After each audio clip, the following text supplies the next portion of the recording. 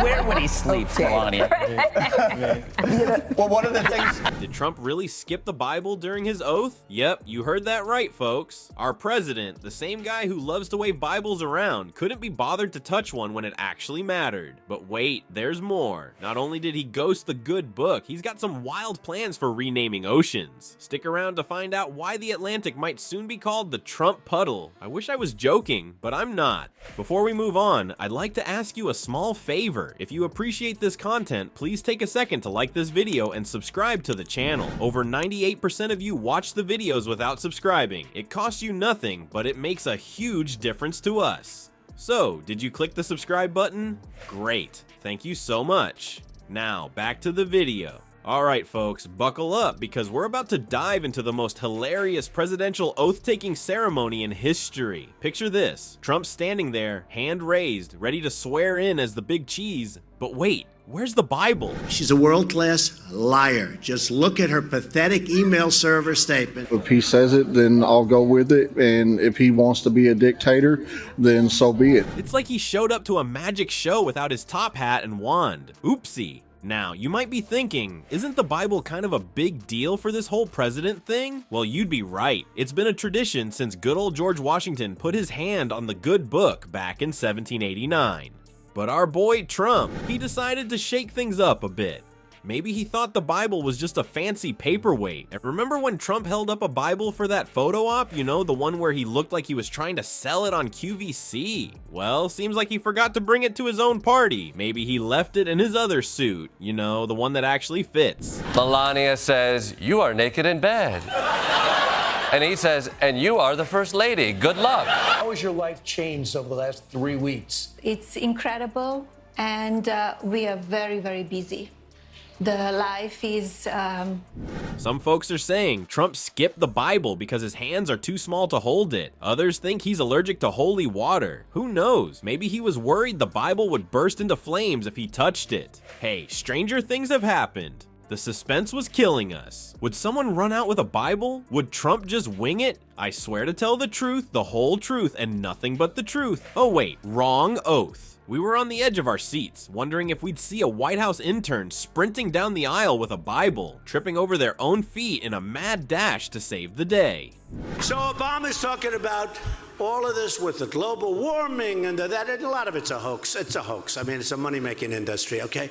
It's a hoax. Hillary Clinton, oh, she's crooked, folks. She's crooked as a $3 bill. You should lock her up, I'll tell you. Lock her up is right. For what she's done, they should lock her up.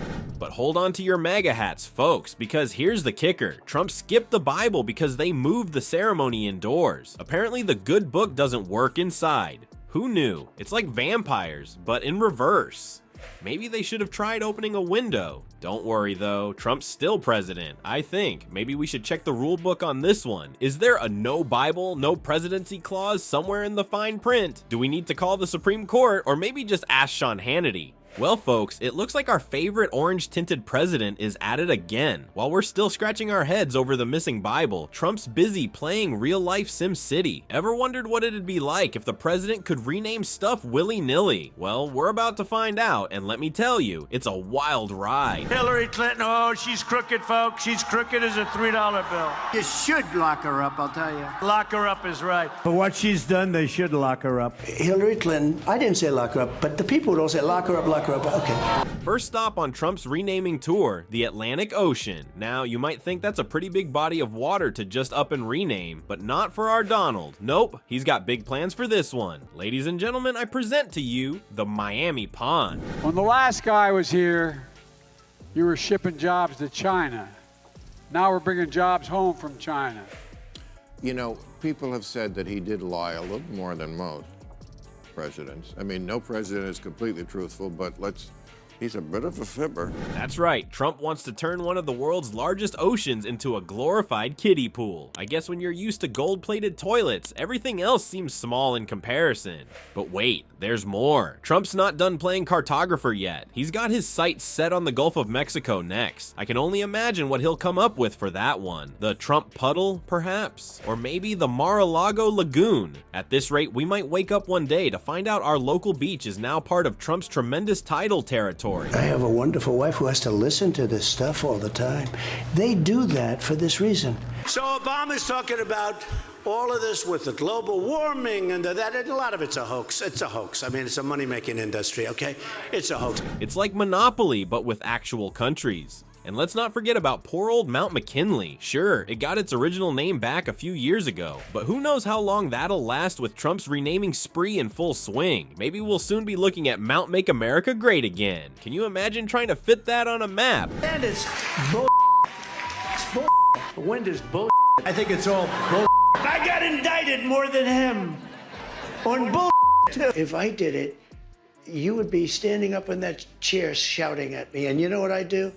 I'd say, you got me. But here's where it gets really weird, folks. Trump's not stopping at geographical features. Oh no, that would be too easy. Our grumpy Trumpy has decided to take his renaming obsession to a whole new level. Brace yourselves for this one because it's a doozy. In a move that's sure to make nutritionists everywhere cringe, Trump has declared he's renaming his own anatomy. Ladies and gentlemen, I give you the Baconator. Yes, you heard that right. Our president, the leader of the free world, has decided to name his body after a fast food burger. I guess when you're president, you can just point at things and rename them, even if those things are your own body parts. Now, I'm no expert, but I'm pretty sure this isn't how geography or anatomy works. But hey. I gotta wipe away a tear on that one. So what if he wants to grab pussy? I want to grab pussy. I wish I could grab as much pussy as he is. Who am I to argue with the guy who thinks he can change ocean names like he's changing his socks? So folks, it looks like our favorite orange turd is back in the spotlight, skipping Bibles and renaming oceans faster than you can say stable genius. But before we all start planning our escape to Greenland, which Trump's still trying to buy by the way, let's take a moment to remember what really matters. Would you have married Donald Trump if you had a crystal ball that said he would be president? That's a interesting question. Those people in North Carolina, those are incredible people. Those are incredible patriots. You want freedom? Take pride in your country. Those smarty pants political analysts are telling us to stay awake and keep our democracy pants on. They're saying we need to stay informed and active in this whole democracy thing, especially with grumpy Trumpy back in power. It's like they're worried he might try to rename gravity or something equally bonkers. But hey, whether you're laughing or crying at this point, at least we're all in this together. Well, except for the fish in the soon-to-be renamed oceans. They're probably too busy learning their new addresses. So grab your popcorn and stay tuned for more presidential shenanigans. Who knows, maybe next time Donnie Diapers will try to make America float again.